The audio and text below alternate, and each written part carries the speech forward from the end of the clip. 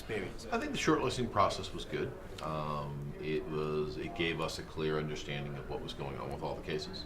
I think that as a group we talked about, is there a better way to connect, like have, potentially think about maybe doing it live, like other competitions. Maybe we'll do smaller groups live, and maybe a couple of the people who will be in the room next year, as we sit here in Montreux next year, we'll have a little bit of experience, so we can start by going in and saying this is what happened with the whole category. There's some categories that we thought were fantastic, and there's some categories that that didn't have the same quality work. So maybe if we have shortlist, people who've got experience in those categories, it will help us bring a little bit more background to life. Because at the moment we have, I guess, 100 shortlisting judges from around the world that all go into the online system. They read the cases, and then you guys then decide and score, and then that draws the shortlist. I mean, one of the advantages of doing it that way is that you don't get beguiled by a video. Right. You get to read the business case, and then if you get through the shortlist, we then invite the agency to write the video. Right. And do you think that kind of worked this year? That spirit, that philosophy? Well, the first thing I'd say is on the videos. So what was interesting is that whilst there's some very high production value in the submissions that we saw over the last couple of days, the reality is that in the end it didn't make a huge difference to the scoring. So despite the best sizzle reels in the world, it was really the work that was ultimately judged. And in fact, some of the poorest videos, if I'm honest, won some of the biggest plaudits from judges. Right. Because, really truthfully, the only thing that's useful about a video is a wonderful quick summary. Sometimes it allows things to come to life that aren't clear when you're reading, so it's helpful, but I don't think it defines success or failure, because people put a lot of work into these videos, and that's great, but truthfully I don't think it ultimately determined the scoring. I think one of the other things that people who invested in, put a lot of money into their videos, used it to enter multiple categories. Right. So if you've got discrete categories between best use of content and best use of effectiveness, it's really difficult for the same video to show up. Because it doesn't get to the point. That's so right. It's more developed, customized work will be a better path to success, because we weren't dependent upon the quality of the videos. But you mentioned something in the judging room, Richard, where you said that perhaps the entrance, so this is really for the entrance rather than new judges, is that there should be a much clearer explanation of the target group, the strategy, the business problem, right at the top of that first written submission. And some of those submissions didn't explain the context of the business problem well enough, so it was very confusing to really know what you were looking at. Yeah, I think that's partly a reality of the work you're looking at, because there's a temptation to go straight into execution, because that's the proverbial shiny thing that might be the creative highlight or the execution that we're most proud of, and that's partly great. But there's a section explicitly for that in how we think about success or failure when we're ultimately judging the performance of a campaign. But to be clearly aligned to business objectives and to performance, and to make that clear and explicit from the outset is very, very important. And it's very hard to concentrate with you doing. I know, but I've just seen some cold beers, guys. So let's just bring this in. We can keep First things first. We can keep the tape running. I'm so thirsty. Sorry. Thank you very much. Okay, thank you. I thought that was a new sign for hurry up. Thank you. Thank you very much. Okay. Cheers, guys. Cheers. Cheers. Thank you. Cheers. Thanks for having us. So the people watching will want to know what happens in the jury room. So that the 2 days here. Can I make one more point on the shortlist? I think one of the things we talked about was potentially changing the entry form a little bit, maybe make points of emphasis for certain categories. If it's the targeting category, make people spell out. I know we have a standard form. In the targeting category, make people spell out at the very beginning. Explain to us how and what you targeted and how it drove success. I mean, same thing for some of those categories that were very specific. Maybe without driving you guys and your staff too crazy, building some points of emphasis around some categories, because they need it to be frank. I think that's definitely something we should do. So onto the dynamics of the couple of days. Ben, I have to say you were a fantastic chairman. You ran an amazing group. Someone just said that you had a fist of iron in a velvet glove, which I thought was a nice way of explaining it.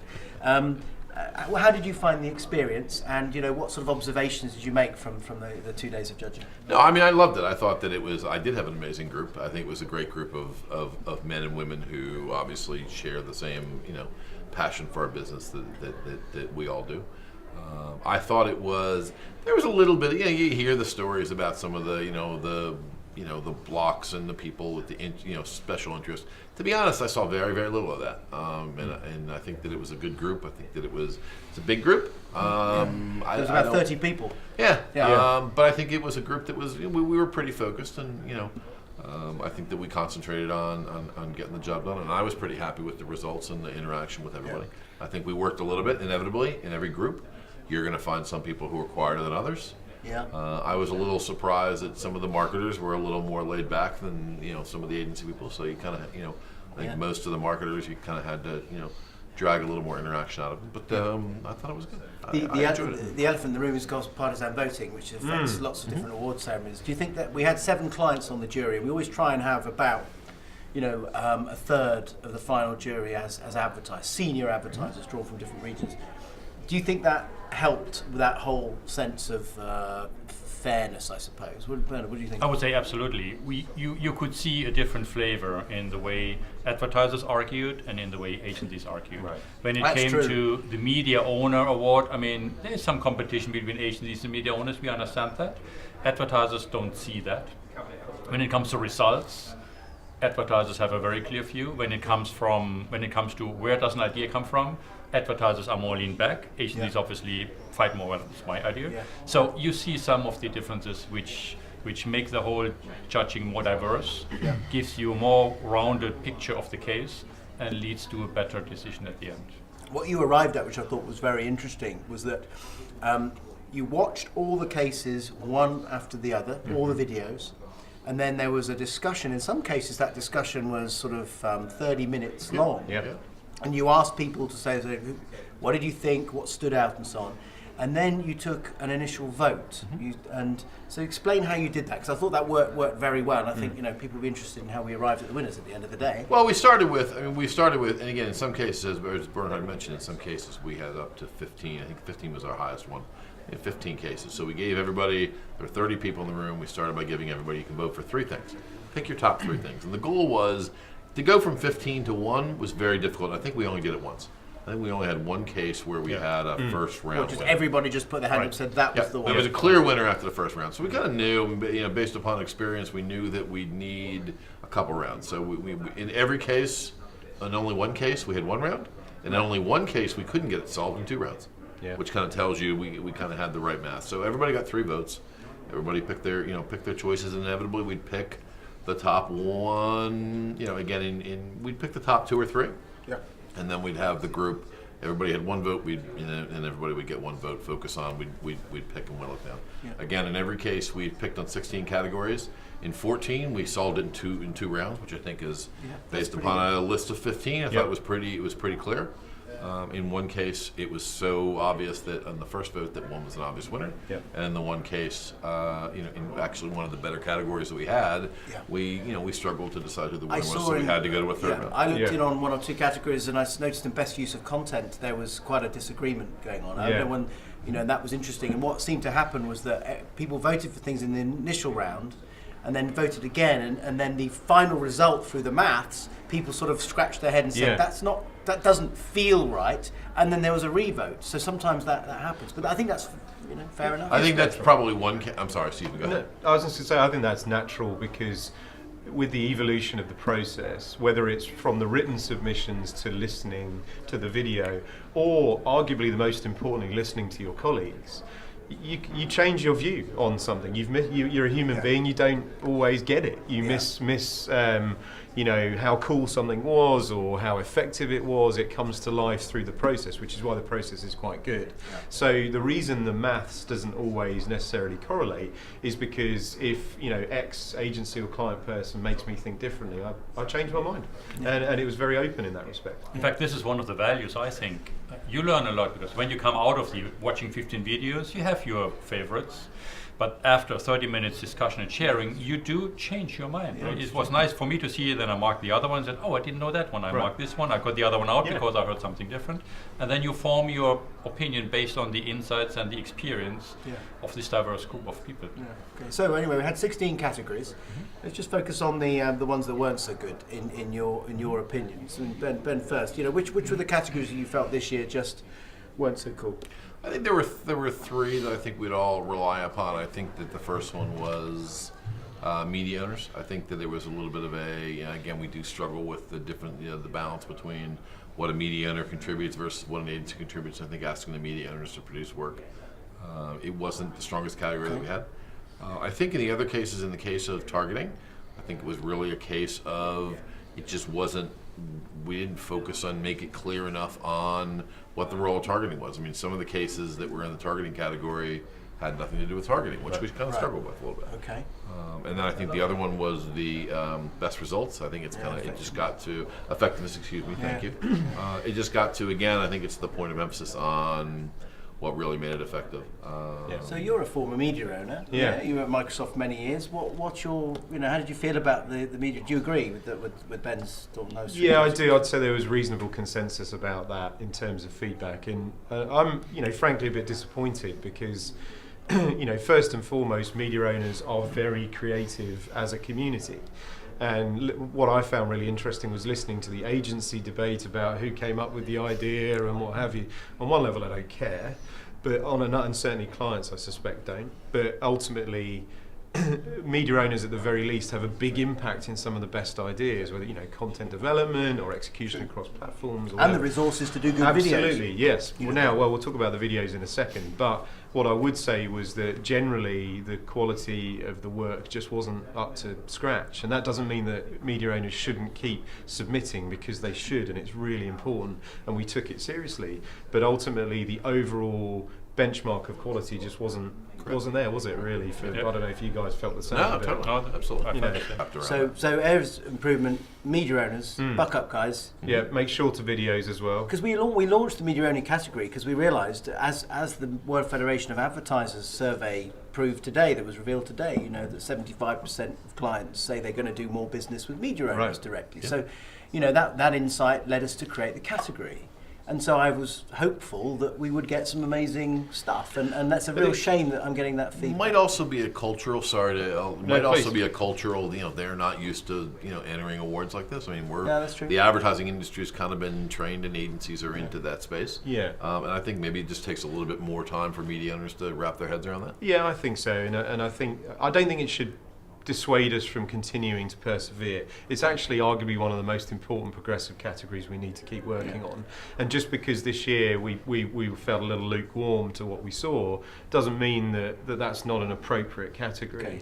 Certainly, I think that was the general consensus, and I think with some feedback and some help, we can actually make those awards get better and better. So the only other category I felt was interestingly disappointing was the best use of social. Because it's burgeoning, it's exciting, there's a lot of money being spent, and I actually had a quick chat with Carolyn from Facebook about it, just not specific entries, but just generally I found it interesting because she was very interested in that, and I don't quite know, I don't know what you guys left feeling. I don't know what that means yet, whether that's because it's still emerging, you could argue it's emerged. But maybe that, along with mobile, there's also a lot of social things that came out that were connected to so many of the other Well, they were better cases. examples of social engagement in other categories, whether it was cross-platform, whether it was, brand activation, that I felt was more powerful. I can't remember, you'll remember the case, the anti-speeding case, where they created a game which you could only play once in New Zealand. In New Zealand, and then you saw all your Facebook friends as you in the game you died. It was quite a powerful. That was a power. It didn't win, but it was a powerful case, wasn't it?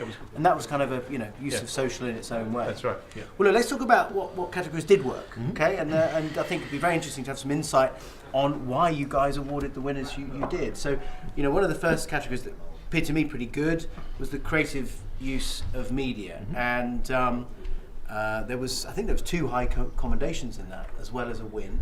The winner was Polar Bowl by Starcom. Why?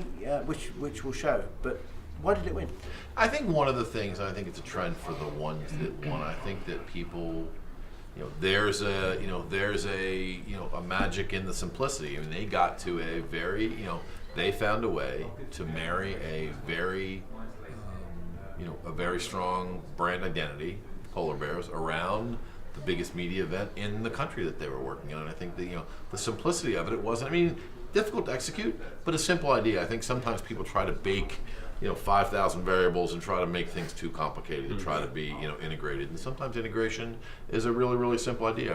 They took an iconic brand entity and married it to the biggest, event in the country. And I think technology was very. I think people like the technology was just very, very cool. Yeah, technology was fantastic. It was very, they took the engaging icons. They took the biggest media event and they built a piece of technology that was really engaging and really fun.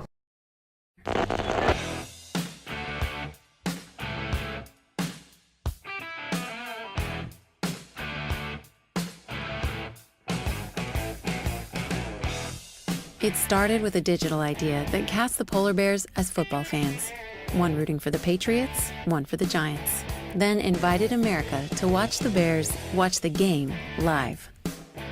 As the game was played, we puppeted the polar bears, making them react to everything that happened in real time. Looking and has time and then throws, and that is caught for a touchdown by Woodhead. Eli throwing into traffic on the sideline. They're going to rule it a catch by Manningham. The Bears even reacted to the advertising. It's halftime, America, and our second half's about to begin. All right. Pepsi for you. The entire campaign generated enormous chatter. Twitter and Facebook lit up with over 5,000 comments per minute. And despite not having thumbs, the polar bears responded to fans in real time. Fans who were watching the Bears watch the game on over 9 million screens, and watching for an average of 28 minutes per screen.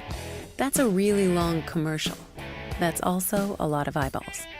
When the television aired, the spots were synced with our digital stream and also reacted to the game. Multiple versions were produced and aired based on how the game was going. After the Super Bowl, publications looking beyond traditional advertising ranked the campaign as a first, carving out a new space for digital, real-time advertising. Not bad for a webcam from the Arctic.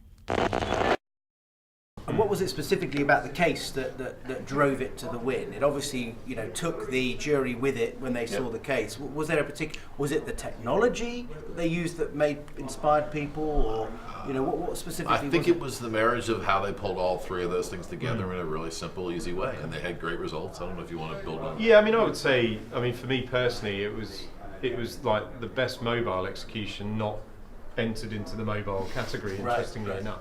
It's maybe another point. Yeah. But the multi-screen environment of it, taking a traditional environment of television, engaging a brand across that to other devices, specifically mobile devices, was really, really compelling, and it was extremely interactive, a lot of fun, it was amusing, it was just smart. It has all the ingredients of compelling, engaging, an engaging experience. Yeah. This is what happened.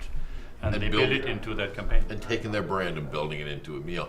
Fusing the brand into a media event was important. And actually then a very different one that got high commendation in that was the BPN's work for the university, proving that they could create a billboard that could deliver water. Yeah.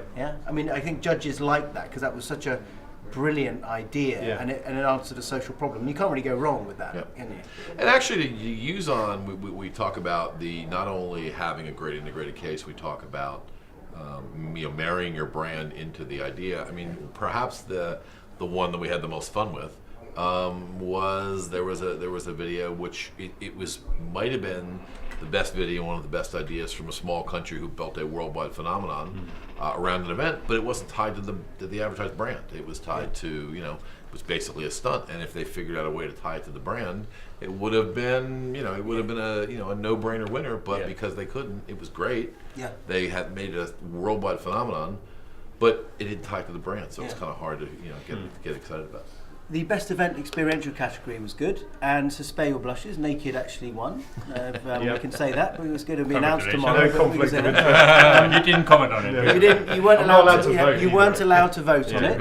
You heard that, viewers. Got to make that clear. But there you go. It won in actually a very competitive category with lots of good stuff. So, why do you think it did? What did you notice in the judging room when you saw your case rise to the top? Yeah, it was wonderful example of human behaviour to watch everybody voting on it actually, or engaging with it. Look, I think we're really proud of it. It's a really smart idea. Very, very simply put, it's all about behaviour change. It's getting people to act and do something. Very simply, it was a boutique hotel chain in Melbourne that needed to sell more rooms over Christmas, and came up with the idea, because of its connection to art, because the Art Series Hotel, to get potential or guests to try and steal a piece of Banksy art in the hotel. So get them to engage that way, and the individuals were incentivized to do that, and you had everyone, members of the public, dressing up in disguises. You had everything from business people coming in. There was a huge social activity around it. Serena Williams tried to steal. Yeah, and it sold a lot of hotel rooms, which is ultimately what it's about. Okay, exactly. And I think those sort of stunts, they fascinate judges, and and they always do well, but of course they also have to be scalable. That's right. But I also think the connection to the brand. I mean, if it weren't a hotel chain that's known for its art and tying it into an art, it would have been just another stunt. I think that their ability to pull that off in a simple, integrate the brand with the idea in a pretty simple manner. The other cultural insight that didn't come out in the video, but I actually only found this out yesterday, was that Melbourne has a history of art theft as well. Oh, right. Okay. There was a major Picasso See, if you'd stolen. have put that in your case study, it would have been even more In fact, profound. you wrote it, because what I looked at the case, That's and right. I reread it. Yeah, because it's I in the was written wondering. submission. And they really built the case on the inside. Yeah. It's a place where art is being stolen. Yeah. People, when you go to a hotel, like to take these little things and Yeah. steal them, basically. Yeah. And there was a Slippers third in the inside. road. Slippers in the road, Yeah, all right. that So, stuff. so they built on these insights to true, create yeah, this true. fantastic Yeah. idea. And it's that moment of simplicity, which you mentioned rightly so, but also a bit of surprise to say, that No, makes so that's much true. sense. No, And then you that's have a great good. case. It was cool. That's good. Another new category actually this year was to bring our brand video awards and distill them into the festival media, and I think we'll carry on looking at online video and all different sort of offshoots of that. So we introduced the online video category this year. That had a winner, which is good, and it came from South Africa. How did that? That was an interesting thing, and linked. The interesting thing here was it was KFC, Kentucky Fried Chicken, and they linked this idea to a cause. And this is always a bit tricky when companies, definitely in this kind of fast food area, link it to a cause. But here, it's just fact of life that the children in South Africa eat basically half of the calories they need. So there was this guy who said, well, I take this as a cause. He took a bike ride. And the bike ride was going into the actual trip was alongside the theme, which was a journey of hope. So Right. he Okay, bicycled so they hope made a narrative out of 130 it, kilometers, Yeah. But he ate only half the calories. So wherever he stayed, he ate with the children and ate what they had. And obviously then you saw he was really struggling, he fell, he just didn't perform, and that was the point. People who don't get the nutrition they need don't perform. So that was a great case to link that obviously to the business of And it was Wow, very that's unusual to link it with KFC. Totally. Yeah, it was the lovely, surprising and delighting connection there. That alone was a brave movement. Very brave. Yeah. Came out as they wished. I think the theme of this conference over the next 2 days is from content to commerce. We're trying to understand the business dynamics that are changing. Retailers are becoming media owners, and many media owners are trying to become retailers, and that whole dynamic is changing our business, our industry totally. So we're trying to get under the skin of that at the conference. But it was interesting to see a couple of cases coming into the awards that did very well. One won in a number of categories. The other was shortlisted and then highly commended. But it's interesting to see some cases becoming more retail and e-commerce orientated. One of them was the Duracell campaign that Starcom did. I mean, that was interesting. So. No, it's brilliant. I mean, the brilliance of that. I mean, think of Duracell as an ingredient brand. You think about, their insight was in all the e-commerce that's going on, especially around the holidays. How can you make sure that you get mentioned? I mean, they picked the biggest, e-commerce partner in the United States, and every time there was an electronic toy, they had a display out on there that says, "Make sure you got enough batteries for it." And it's just Simple, a brilliant insight. And we talked about it earlier today. One of my competitors, sadly, but talked about the seamless experience for consumers, and that's the perfect example of just like how many of us have gone to Christmas morning either not having batteries Yeah. for your own toy or forgetting to get batteries for your kids' Yeah, toys. It's yeah. just like, Yeah, you and I, we were want talking them. about our lightsabers earlier. Yeah. on. We never That's a managed to powerful do it. image, that really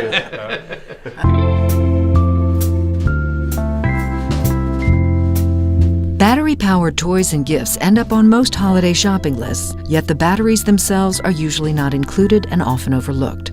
The result is major disappointment Christmas morning when neither the toy nor the child's face light up, as that small overlooked item actually turns out to be one of the most important. The holiday season is one of the most important sales periods for Duracell and the battery category generally. All brands compete fiercely for attention, usually with big discounts. Yet as more holiday shopping moves online, battery purchases strangely remain rooted at brick-and-mortar retail.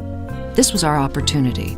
Instead of trying to outspend and outdiscount the competition, though, we set out to tackle the online battery gap by engaging with Amazon, the largest online retailer. Focusing on multiple contact points during the online purchase funnel with timely, relevant messaging, we urged shoppers not to forget the batteries before completing their purchases. With several first-of-their-kind activations on Amazon, Duracell saved online shoppers from themselves and drove online battery sales by asking a simple question: do you want Duracell with that? For the first time ever, we produced add-to-cart ads that searched and synchronized with users' shopping experience, prompting them to add Duracell batteries to their order before completing purchase. We also included another first-ever algorithm to deliver Amazon's high upsell cart creative unit at checkout, triggered by the presence of battery-powered items in shoppers' carts. By pushing the boundaries of what had been done and allowed before, surrounding the customer throughout their online shopping experience with relevant, timely, easily actioned messaging, we successfully created an online version of Duracell's normal holiday retail effort, with sales and volume share increasing 7.4% and 4.4% respectively for Q4 2012 versus year ago. And ASOS, Karat and ASOS work did very, very well. Again, that was a classic case of e-commerce, really. Yeah. Well, what do you think about that one? I think the technological innovation was spectacular in that. The ability to move across devices, to maintain a consistent retail experience, to actually generate commerce capability within the content in a way that is meaningful and aligned to the brand was really compelling. And that's also probably why it came up in a number of categories, because it applied to social, it applied to mobility, it applied to brand experiences. So I mean, it was one of the better entries. Also tied to the insight of people don't have time. The audience didn't. So definitely, and a very cluttered category, and it was just beautifully executed and great innovation as well. Yeah. Okay. ASOS faced a daunting challenge: how to generate big Christmas sales with no high street outlets and without a big budget. And on top of that, they needed to raise their brand profile in tough new markets. So we went to work. We knew the target audience had a passion for fashion, music, and a good time, so we engaged them with a winning concept: the ASOS Best Night Ever. We recruited an incredible new sales team and then put them in videos featuring new shoppable technology. So now, wherever the videos were seen on paid for or even social media, the audience could click and buy wherever they happened to be. The fans loved it, and the videos were watched by millions. We used the real-time data to fine-tune the merchandising and optimise sales, making sure the right products found the right people at the right time and on the right device. It all worked brilliantly and had an immediate impact on sales, tripling ROI in just 2 weeks and growing exciting new markets. ASOS became a new favourite shopping destination and showed for the first time how content and commerce can work together to create the best sales ever. Okay, so having now sat through, the three of you, 180 videos Still in the alive. last 2 days, still alive. What final tips would you give to any of the entrants to the festival with regards to how they craft the entry paper, the first one, and then the videos, and any final tips that you give, Richard? I'd say get to the point. You know, we are human beings. I know we all look like superhumans right now on camera, but in my mind we do. But in reality, you know, there's a lot to take in. So, you know, being very clear, almost prescriptive about, you know, this was the insight, this was the execution, this was the strategic umbrella thought. A lot of that sometimes gets lost in the written submissions unless you're really super crisp about that. So I would say that's very, very important. And then I think tying it to the business results, really, we should all be grounded as an industry in that, and certainly the clients in the room would really want that. So I think, to your point earlier, you can get caught up in the sizzle, where in reality it might not have a business case. I mean, I sound like a broken record. I think that, you know, innovate, you know, the best-in-class innovation doesn't have to be complicated. It could be the same, you know, to build on everything you just said. It doesn't have to be. I mean, it could be a simple idea. I mean, a simple idea that captures an insight and is executed brilliantly through technology. It doesn't have to be, you know. Don't try to boil the ocean, as they said. Yeah. What was your favourite of all the 180 you saw, just out of interest? Oh boy, the Asus one I thought was very good. I thought the Asus one was very good. It won 2 awards. I thought it was very, very good. Yeah, okay. It brought everything together. It took a great insight. Yeah. It was a diversified media experience. It drove content. It drove commerce. Excuse me. I thought it was great. Yeah. Okay. Well, and finally, Bernhard, you're going to be sitting in on future juries, we hope. Right. What advice would you give to entrants? Pretty simple. We are good luck. We are not Cannes, where you just or basically focus on the idea and creativity. We are the media festival, and if you really go disciplined through what we work and what we look at, start with a good insight, have an idea, form this and make a choice. So the strategy is about a choice, and make this clear to us as judges. Execute it brilliantly and deliver results. Then you have the whole range. In fact, I brought it down on the flip chart for the whole today, so every single time we looked at those 5 points to go through step by step. And if you write the categories like that and the cases like that, and you have a good one, then you win. Yeah.